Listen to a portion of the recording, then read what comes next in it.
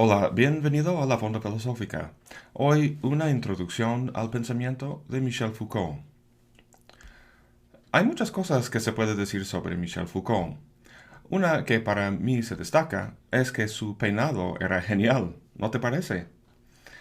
Otra, no menos importante, es que la experiencia de leerlo cambia profundamente tu forma de ver el mundo. Estés de acuerdo con él o no, resulta muy difícil volver tranquilamente a tu forma habitual de entender las cosas. Un índice de la importancia y riqueza del pensamiento de Foucault es que en una librería sus libros se encuentran no solamente en la sección de filosofía, sino también en historia, psicología, sociología, lingüística y estudios de género, entre otros. Y los libros que encuentra uno ahí puede a primera vista sorprender, ya que en mayor parte parecen ser historias. La historia de la locura, Vigilar y castigar, que cuenta la historia del nacimiento y desarrollo de las prisiones, la historia de la sexualidad, entre otros. Entonces, ¿es historiador o filósofo? ¿O historiador de la filosofía? ¿O quizá psicólogo, dado que habla mucho de la locura y los anormales? Lo que está claro es que Foucault nunca nos da la respuesta. En su libro La arqueología del saber, dice, no me pidas quién soy y no me pidas que permanezca igual. Deja que nuestros burócratas y nuestra policía vean que nuestros papeles estén en orden. Esa afirmación suena a lo que muchos tacharían de posmoderno, o sea, algo que suena profundo, pero a la vez oscurantista y que a fin de cuentas no dice nada. Yo creo que sería bastante miope y irresponsable pintarle así. Es que esto de no pedirle quién es simbólico de su proyecto en general. Al preguntarle quién es, preguntamos por su identidad, por su esencia. ¿Qué es la verdad de Michel Foucault? Si hay algo que Foucault no promete, es de decirnos la verdad. Pero eso o algo parecido es lo que esperamos cuando leemos un autor, ¿no? Que nos diga lo que piensa. Al final de una entrevista que le hicieron a Foucault, dice, lo que he dicho aquí no es lo que pienso, sino más bien lo que me pregunto si es posible pensarse. Desde que leí eso por primera vez me ha fascinado. Es que si Foucault hubiera escrito sus libros en plan, esto es lo que pienso, pues esa misma actitud supondría que hay una verdad allá afuera y que lo que plantea tira más hacia ella que a la falsedad. Alguien que pensara así entendería la verdad como una categoría epistemológica, necesaria para que tengamos conocimiento. Para Foucault, la verdad es más bien una categoría del poder. Eso no implica, como muchos piensan, que Foucault sea un posmo relativista, para quien todo vale. Distinguir entre la verdad y la falsedad es algo que tenemos que hacer todos los días. Cuando Foucault dice no preguntes quién soy, está diciendo no te voy a decir cómo distinguir entre la verdad y la falsedad. En vez de eso, habla en sus libros de los procedimientos que se han utilizado históricamente para hacer tales distinciones y detalla los efectos que han tenido. La verdad entonces, y en general la naturaleza de los fenómenos que estudiamos, no se descubre, sino que se construye. No son eternas, sino históricas.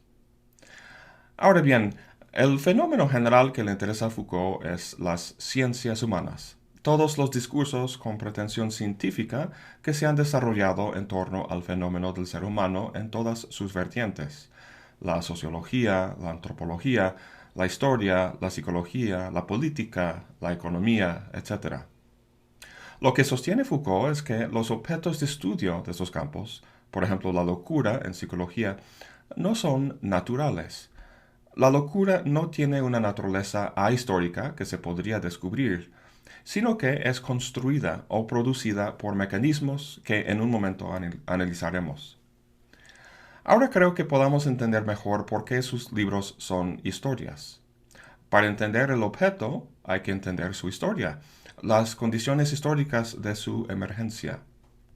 Foucault fue muy influido por Nietzsche en este sentido, específicamente por su método genealógico. ¿Cómo se distingue la historia genealógica de la más tradicional? Pues la historia siempre parece ser una maraña de acontecimientos, irremediablemente enredado. Lo que el historiador tradicional intenta hacer es desenredarla, buscar a lo largo de toda esta confusión de eventos un solo hilo conductor que atraviese y conecte todos. En las palabras de Nietzsche y Foucault, eso es buscar un origen con O mayúscula, no tanto un origen temporal, sino un principio arquitectónico que dé cuenta de la maraña y la ordene. Hay muchos ejemplos de eso, sea la mano de Dios, el espíritu absoluto de Hegel o el conflicto de clases de Marx. Pero Foucault rechaza esta manera de ver la historia, rechaza la idea de esencias que puedan discernirse detrás de los desarrollos históricos. En vez de buscar un hilo conductor, Foucault se interesa por la forma en que diferentes épocas han interpretado estos acontecimientos, cómo los han hilado en un hilo que llega a tejer cierta imagen, como un tapiz. Los tapices que ven aquí son metáforas para concepciones como la locura o la sexualidad, que se han creado históricamente. El punto es que estas imágenes no son descubrimientos que reflejan algo esencial sobre el fenómeno, sino que son creaciones contingentes que se dieron en una época dada y bajo circunstancias muy particulares. A muy grandes rasgos, la genealogía en Foucault y Nietzsche puede entenderse al compararse con la dinámica de la selección natural propuesta por Darwin en el campo de la biología. En vez de fenómenos como la locura o la moral, Darwin se fijaba en fenómenos biológicos, como el ojo, por ejemplo. Anteriormente a Darwin, la gente postulaba un origen con O mayúscula, como Dios, para explicar algo tan complejo como el ojo y su funcionalidad. Darwin mostró que eso no es necesario. Con la variación fortuita en la información genética y las presiones ambientales, la selección natural funciona de forma no intencionada y contingente para producir la increíblemente variada morfología que vemos en la actualidad. La idea básica es la misma en Foucault, pero los mecanismos son un tanto distintos. Hay dos conceptos básicos que maneja en su análisis de diversos fenómenos: el discurso y prácticas sociales de exclusión. Un discurso para Foucault no es lo que alguien simplemente dice, ni tampoco lo que escuchamos en una conferencia, por ejemplo, sino un cuerpo extenso y articulado de conocimientos que estructura cómo experimentamos y entendemos diversos fenómenos. Por ejemplo, el discurso de la economía política o el discurso médico sobre la salud. Una forma muy somera de ilustrar su noción de discurso puede encontrarse en las palabras de su compatriota, Jean-Jacques Rousseau. En el discurso sobre las artes y las ciencias dice: el espíritu, como el cuerpo, tiene sus necesidades. Estas, las del cuerpo, son los fundamentos de la sociedad. Aquellas, las del espíritu, establecen el placer y la satisfacción.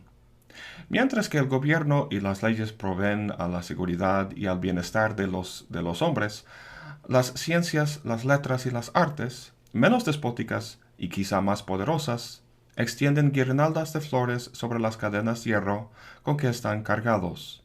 Ahogan en ellos el sentimiento de esa libertad original para la cual parecían haber nacidos. Les hace amar su esclavitud y forman de ellos lo que se llama pueblo civilizado. Termina diciendo: la necesidad elevó los tronos, las ciencias y las artes los han consolidado. Estas palabras de Rousseau siempre me han parecido muy acertadas, y aunque Foucault no estaría de acuerdo con una libertad original, creo que el espíritu de lo que dice refleja muy bien las preocupaciones de Foucault. Empieza Rousseau hablando del espíritu y del cuerpo. Cada uno tiene sus necesidades. Las del cuerpo, o sea, la supervivencia, impulsan el desarrollo de sociedades y gobiernos. Pero los humanos quieren más que meramente sobrevivir. Buscan placer, diversión, belleza, necesidades del espíritu que las ciencias y las artes proporcionan. Los gobiernos, mediante leyes, procuran el bienestar de la gente y hacen cumplir las leyes con la amenaza de fuerza, una fuerza policíaca, tanques, cárceles, etc. Esta amenaza está dirigida al cuerpo. Es muy fácil pensar que el grado de nuestro bienestar o el alcance de nuestra libertad va en función de lo que un gobierno, alguna autoridad con poder físico, pueda efectuar. El poder que otros ejercen sobre nosotros y que nos limita, lo concebimos de esta forma. Pero luego dice algo curioso. Las ciencias, las letras y las artes, menos despóticas y quizá más poderosas, extienden guirnaldas de flores sobre las cadenas de hierro con que están cargados. Por ciencias, letras y artes, Rousseau quiere decir la cultura en general, todo aquello que se aprecia por el espíritu, no el cuerpo. La cultura en ese sentido no es tan despótica como un tanque, pero es quizá más poderosa. Foucault diría que definitivamente es más poderosa. El punto que estoy comparando entre los dos es el discurso en Foucault y las artes de las ciencias en Rousseau. Juegan en general el mismo papel. Un discurso es un sistema de pensamiento articulado por creencias, ideas y actitudes que define las posibilidades de un fenómeno dado, como la locura o la sexualidad. Define los límites de lo que se puede decir con sentido. Y al establecer estos límites, produce en efecto el mismo objeto que estudia. Un ejemplo es el discurso médico que, a través de conceptos de normalidad y anormalidad, produce, en vez de descubrir, lo que parece ser una clase natural de enfermedad mental. Lo que tanto Rousseau como Foucault sostienen es que el poder se ejerce de forma mucho más eficaz al nivel del espíritu, o sea, de las ideas, normas y expectativas que adoptamos y que nos rigen, que a nivel del cuerpo. En la cita de Rousseau dice que las ciencias y las artes extienden guirnaldas de flores sobre las cadenas, pero para Foucault, las flores mismas, o sea, el discurso o la cultura rousseauiana, son las cadenas mismas.